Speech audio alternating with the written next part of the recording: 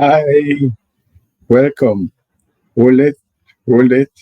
So, you might be looking at the topic and you're saying, wonder if this is, you know, one big commercial.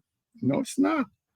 One of the things that we have set out to do in the Success with People live cast is to present value, to look at issues from a different perspective and to provide insights that are useful.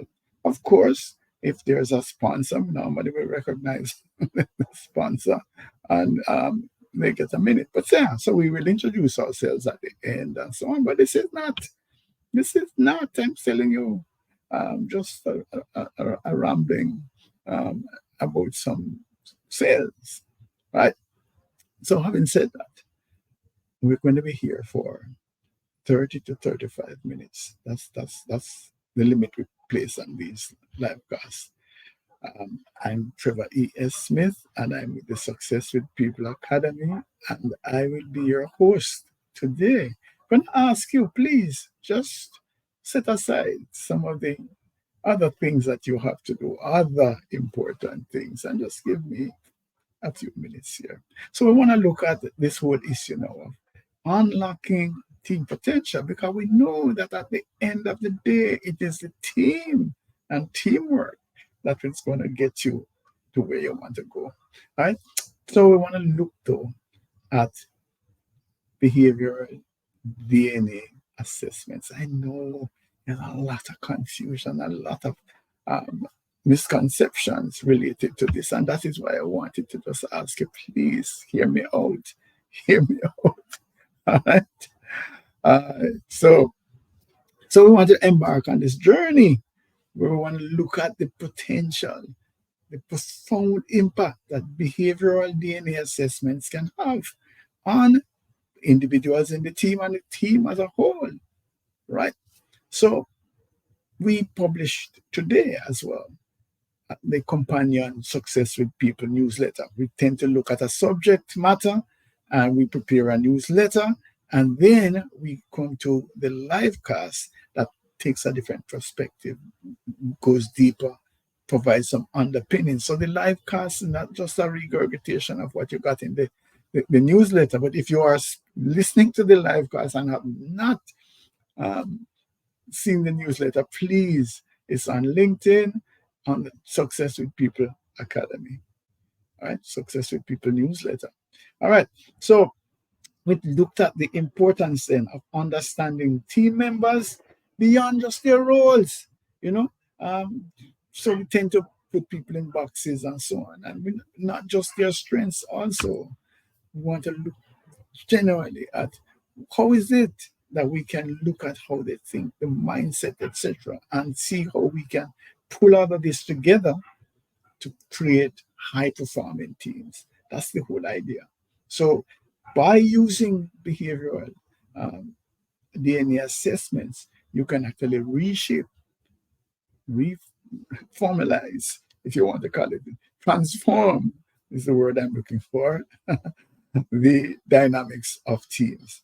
And today, we're going to look at two case studies. We won't have time for more than that. We're going to look at two case studies that will move this thing from theory and to show you in practical terms. So we know basically that um, if you want to have high performing teams, you have to leverage your strengths. You have to identify what are their unique strengths and put it together. And so behavioral DNA assessments, here's your sponsor, such as those that we use from Extended Disc and the Revolutionary Things platform, offer a nuanced approach to this idea of looking at people, looking at what it is that they're bringing, what is the mindset, what are the mindsets that we have to work with. And here is a suggestion, strong suggestion. When people are looking at DEI, please include behavioral styles, behavioral preferences, because it is a key factor that impacts performance. So we have here gender and race and all of those things, but think of behavioral styles as well in terms of your diversity. All right. So as I said, we want to translate the theory, the principles, the concepts that we have outlined in the newsletter, and to look at some compelling case studies that would show you how these behavioral DNA assessments can be leveraged to unlock full potential of your team. Yeah. What we're looking at here is an extract from a behavioral assessment where the team is reviewed in the context of a series of behavioral competencies. So you can see which individual is more comfortable with a particular competence and which individuals are not as comfortable. So that's basically what it is. So you can actually look at the team and to see who would be comfortable, most comfortable.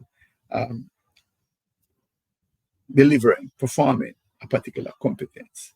And of course, if that competence is critical, then we will also help you to inform your learning and development strategies, your coaching strategies to say, hey, Trevor may not be as comfortable doing this, but we do need him to do this. So therefore, we need to have some training in that area. All right. So let's move it forward. So So the first case study, and we're going to be using, obviously, we're not going to call out companies' names and so on. So we're going to be using proxies for the team and for the individuals in the team. So this team is InnovateX, right? And their issue is how do they optimize productivity and collaborate to maximize the benefits from their really wonderful team. You know, have great people with wonderful skills, and but have unique personalities, and they have different approaches to how they want to work together, right? And so basically what we have done here is to capture the prevailing styles, and we use these names Dan to represent people who have a preference for D style behavior, and Iris for those who have I style, and Susan for those who prefer the S style, and Calvin for those who prefer the C style. So here we have it then. So we have a set of people who are driven, visionary, result-oriented, want to solve problems, get it done now. Yeah. Another set of people who are creative, innovative, wants to make sure that the thing wows the customer. Yeah. So a lot of innovation and experimentation. Then we have the more steady, reliable Susan, who is very supportive, self-sacrificing, reliable, team-oriented, loyal. And then we have the Calvins, who are very detail-oriented, task-focused, wants compliance, make sure also that standards are maintained. Yeah, so that's the group that we had. So what was happening, of course, is a competent team. So each team member would bring value to the process. However, it just didn't seem to be operating at full capacity. Yes. So there's this part that there's a missing element that would make the team function at a very high level. Also, there was some friction, because of the diverse perspectives. For example, we have a Susan who wants to engage, let us discuss, let us make sure that we are all together on this. So there's this ongoing process of making sure that there's buy-in, that there's consensus, and there is Calvin, who is saying, let us make sure, that we have a concrete plan and before we move. And there's Don that is saying, hey, come on, let's just move forward. Let us back ourselves, push it, do something. If that doesn't work, we fix it and move again and fix it. But let's get, by the time you guys finish all of the consensus building and all of the planning and so on, we lose our opportunity. Let's move forward. And Iris is saying, yeah, I agree with that. But there are some elements, we seem to be, lowballing the thing, right? When we could actually create a much more exciting product. And so let's add some creativity to what it is that we're doing. That's the dynamic of what's going on. So, seeing the problems there, the wise team leader decides, something, let's get some behavioral assessments.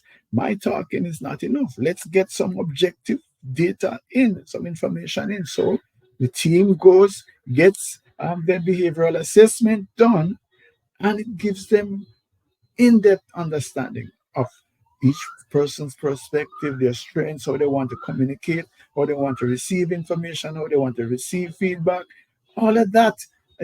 And also how they want to work. Some wants to multitask, some wants to be very focused.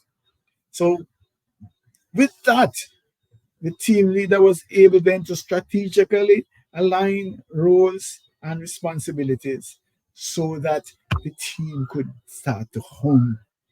So not only then was the team more functional, but the dynamics, the harmony was even greater then.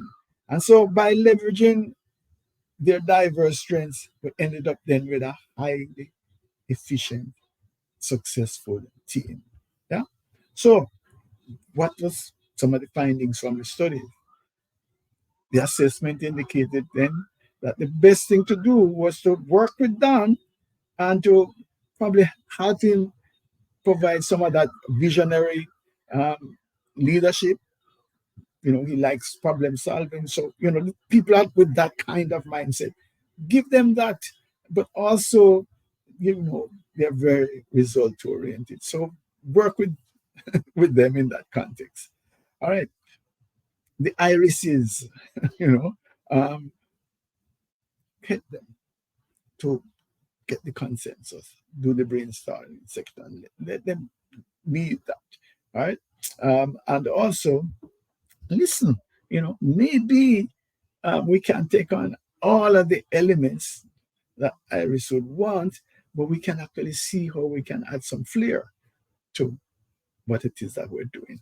And then, of course, Susan, you know, um, we can just trust Susan and her ilk to bind the team together, yeah, keep the cohesion going, and know that the tasks that they are assigned will get done.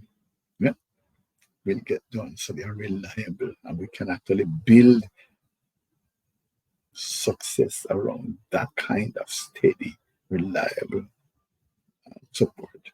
Calvin Calvin is important because if we miss details, if we fail to manage our compliance, if we miss deadlines, and if we drop in terms of quality, we're going to have problems. So, Liz, I know sometimes you feel that Calvin is upsetting because, he's coming back asking more questions and requiring more compliance.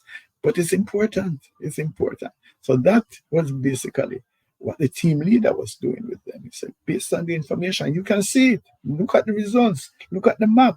You can see what it is that we are saying and how it is that we can put this together.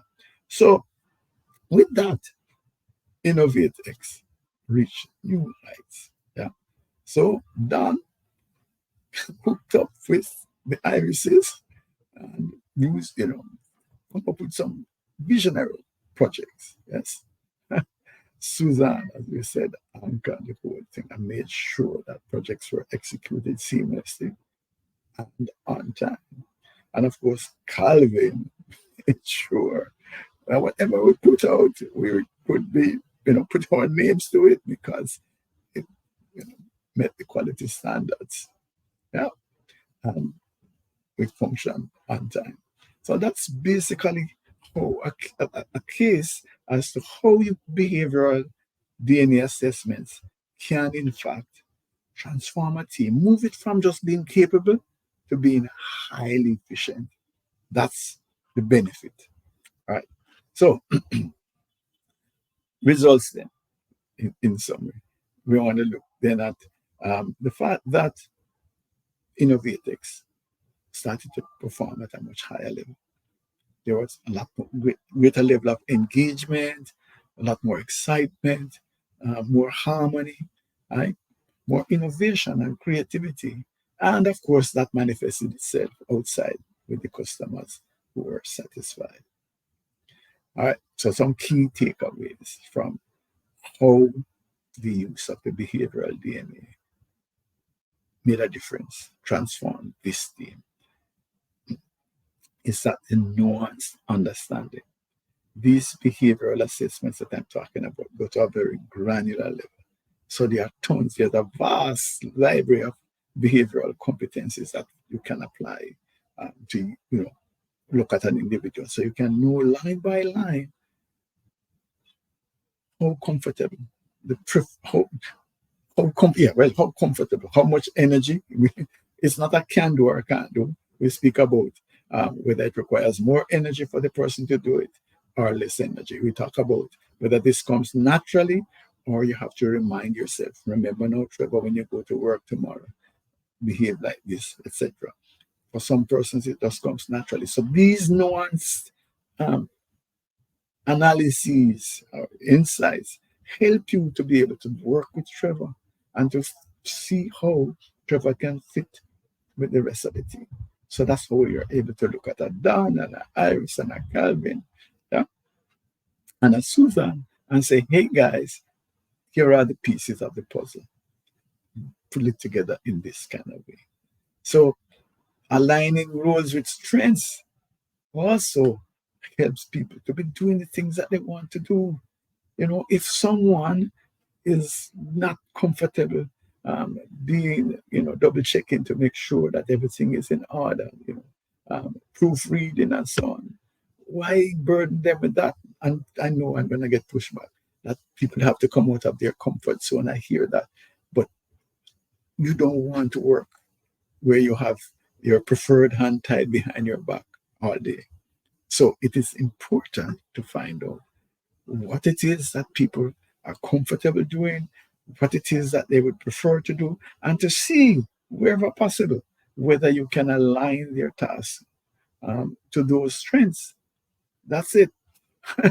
And by the way, once you have found the key, you can use it to unlock projects going forward.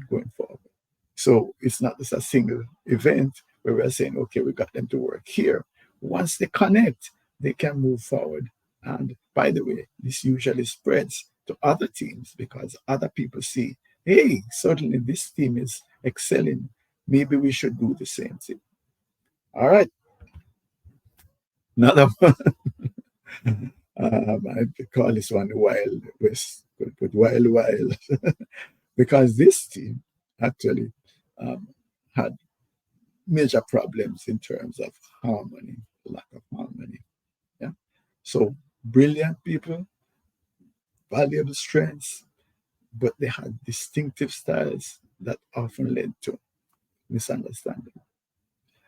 All right. So recognizing this challenge, again, visionary team leader invites an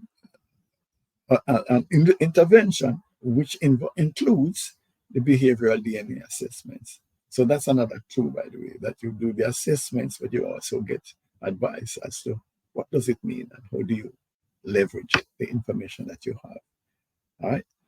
So these assessments provide insights then that point the way forward, how they can turn these individual differences into high performing dynamic team.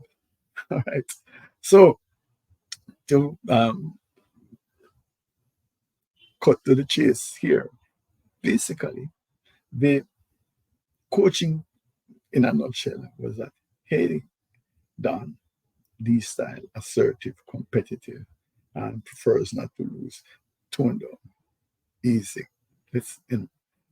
We all want the results, but we're going to get the results if we work together. So Don, we're going to coach Don to see how Don can collaborate more rather than seeing himself as a sole agent. So that is a tone down, basically, for that. All right. The Iris situation is that Iris is creative, innovative, also wants to multitask and so on. And one of the things then is that Iris might be working on this project, and then somebody asks Iris to help, and Iris goes to help that, and that project is not quite finished yet, and then she had a problem saying no, etc. So one of the things that we want to say to Iris is that brilliant, wonderful, etc. But it's going to be more useful to us if you can focus a little bit more. Yeah.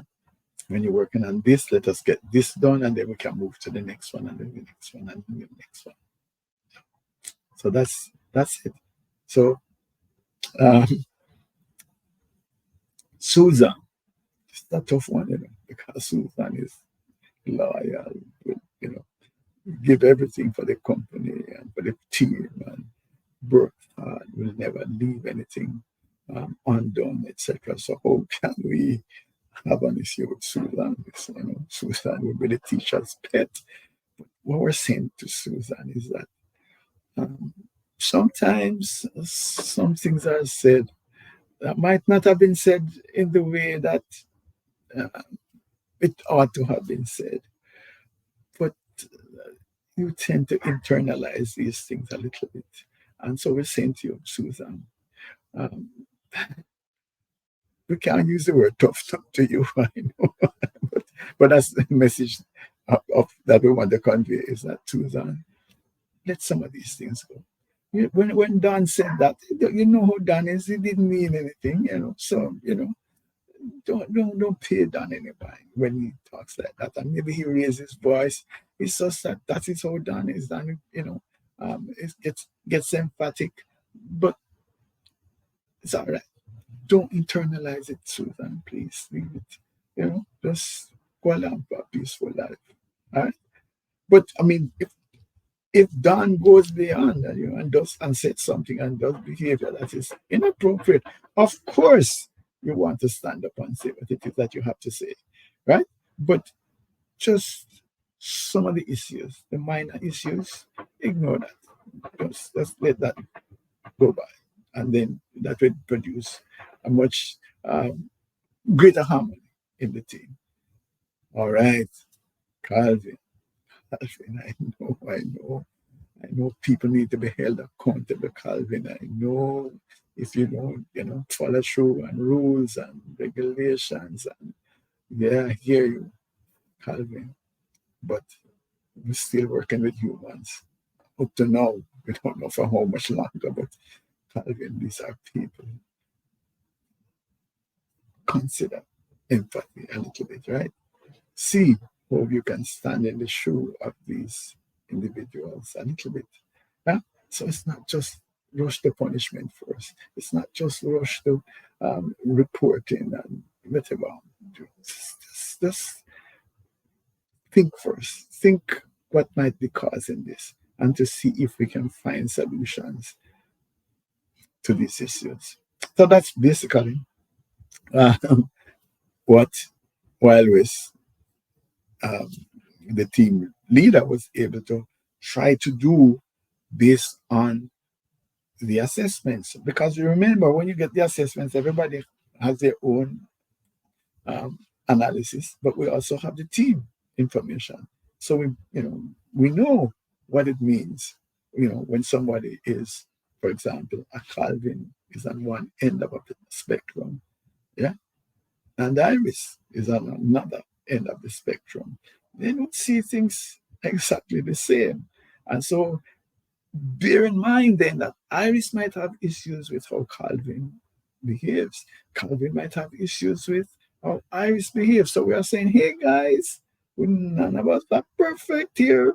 And so therefore, let us see how we can work with the challenges. So it is not that Iris is a terrible idler who, just wants to come up with crazy ideas, Calvin. No, she just sees things from a different perspective. Hmm?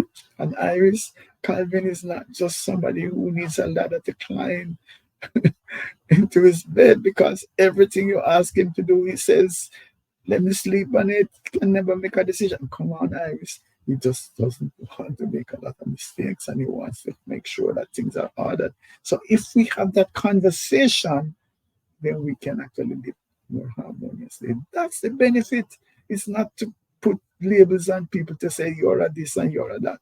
That's the benefit. We have these toolkits, and basically we have a preference for some of the tools, and we are saying in the team environment, sometimes we have to temper those preferences to make the team function better. And the team can draw on our preferences to maximize the effectiveness of the team. So, one of the things then that behavioral DNA assessments help us to do is to get ahead of conflicts. So we know if we um, shout, speak too empathically at Susan, she's going to shut down. So please, Don, you know, calm yourself down and speak to her in a different tone. Yeah, that's what we're talking about. Getting ahead. So I have been pushing this whole idea now of conflict prevention rather than this whole lesson of conflict management and resolution. Why don't we prevent them? We can prevent many of them, right?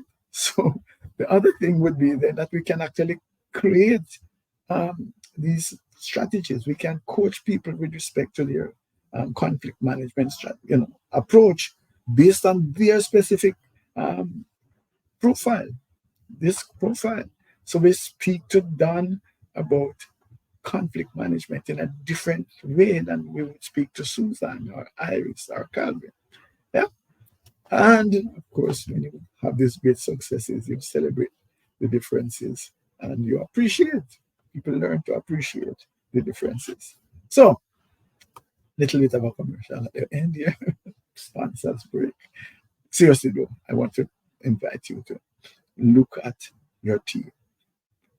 I'm seeing some very interesting things in team dynamics now. And if even if you look at this team here, if you look at the right side, those things are arrows, by the way. The back of the arrow with extended disc is the person's natural style, and the tip of the arrow is their perceived need to adjust.